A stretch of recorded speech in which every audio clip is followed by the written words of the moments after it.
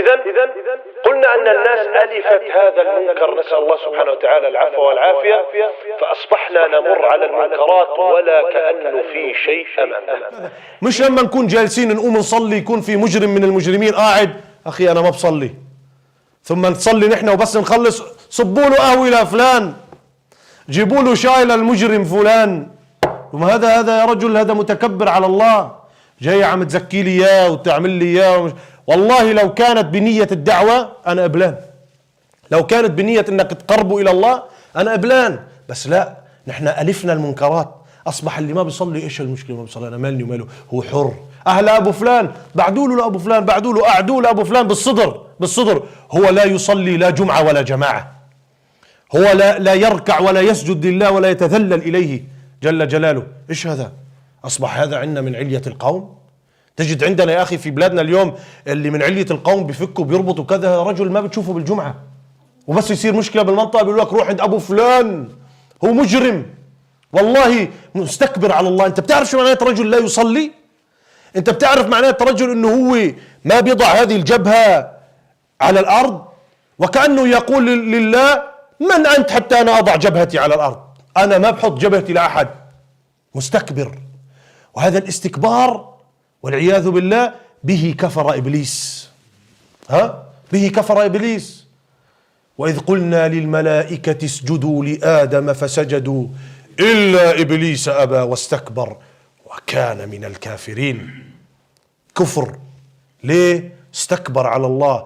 أنا بدي أسأل سؤال لهذا المصلي أو غيره يا أخي من العبادات التي أمرنا الله سبحانه وتعالى بها، إيش ناقصك؟ والله ما عندي وقت. كذاب. 24 ساعة بس بدنا منك 5 دقائق كل صلاة، مع انه هي دقيقتين اليوم نحن عم ننقرها نقر ونخلصها. 5 دقائق، هذه 25 دقيقة من اصل 24 ساعة. تكذب تقول لي ما عندك وقت؟ كذبت. والله انا اجري في روماتيزم ولا مش عارف امراض ولا مش فيني اوقف ولا كذا. صلي على الكرسي يا حتى الكرسي معي ديسك كذا هيك، استلقي. حتى انا مستلقي ما فيني حرك كذا اصبعك، ما فيني حرك رموشك، ما في قلبك.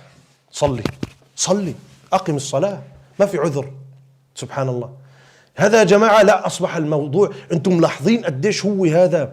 شوف شيلكن عن العبادات الأخرى، نحن عم نتكلم صلاة، لأن الصلاة عند أهل السنة والجماعة القول الراجح ما أجمع عليه الصحابة، تارك الصلاة كافر ولا يناقش هذا الأمر، لأنه في إجماع عند الصحابة في ذلك. العهد الذي بيني وبينهم الصلاة فمن تركها فقد كفر، قول رسول الله صلى الله عليه وسلم، مش قول لا أبو جياد ولا فلان ولا علان.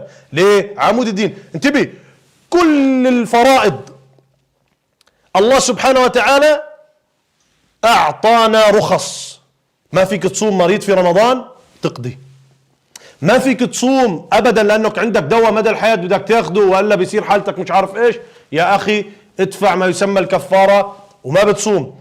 ما معك فلوس تروح تحج، ما عليك حج. ما معك فلوس تدفع زكاه، ما عليك زكاه. الى ما هنالك من عبادات، كله في رخصه الا الصلاه. اي والله لو كنت معاق، اي والله لو كنت مقعد، اي والله لو كنت مش عارف ايش صايبك من امراض، ابدا لم يعطيك الله سبحانه وتعالى رخصة بتركها ابدا. هذا دليل انه هذه العبادة خاصة عن بقية العبادات. لهذا هذه العبادة سماها النبي صلى الله عليه وسلم عمود الدين. تخيل انت الان عمود البناء ان ازيل سقط البناء كله. لهذا كانت اول ركن. لهذا كان النبي صلى الله عليه وسلم أول ما يدعو الناس إليها قال يا معاذ اعلم أنك تأتي أهل كتاب، لما أرسلوا إلى اليمن، فليكن أول ما تدعوهم إليه لا إله إلا الله، فإن أطاعوك، يعني خلاص استقر الموضوع بلا إله إلا الله، فهموها وآمنوا بها وأيقنوا بها، قال فقل لهم أن الله افترض عليهم في كل يوم وليلة 5 صلوات. أبدا، مباشرة بعد التوحيد مباشرة يا جماعة. إذن أمرها مهم. ثم نحن لا ألفنا الموضوع. والله رأيت مرة، كنت مع شيخي الشيخ أبو الأمين حفظه الله، كنا في برلين، كنا ذاهبين إما إلى أعتقد إلى عقد قيران أو كذا، فأقيمت الصلاة وإذ بصف جالسين هكذا كلهم فوق 50، انتبه، ختايرة شياب 60 ممكن 70، كله هيك صف واحد. ثم الشيخ وهو رايح بده يصلي يلحق بالصف يقول لهؤلاء الصلاة. تعرف ايش يعملوا له؟ انا عم بعزمكم على بقلاوة يا مجرمين، انا عم بعزمكم على كنافة، حتى انت عم تعمل لي هيك بايدك انه لا شكرا. لا شكرا ايش؟ لا شكرا، انت مجبور، انت قم فصلي. طيب سبحان الله. وشوفوا هؤلاء علية القوم يا جماعة، هو اللي هلا بده يفصلوا بالمهر وما المهر ويحكوا وشو رأيك يا ابو فلان، وشو رأيك يا ابو علتان، وشو رأيك يا مش عارف ايش هذا. لا، وضعنا صراحة في المفهوم الامر بالمعروف والنهي عن المنكر وضع صراحة صعب. لماذا؟ والله لو ان الامة امرت بالمعروف ونهت عن المنكر ما تجرأ هؤلاء بالجلوس والناس تقيم الصلاة، ابدا ابدا ابدا، استحالة أن يتجرؤوا.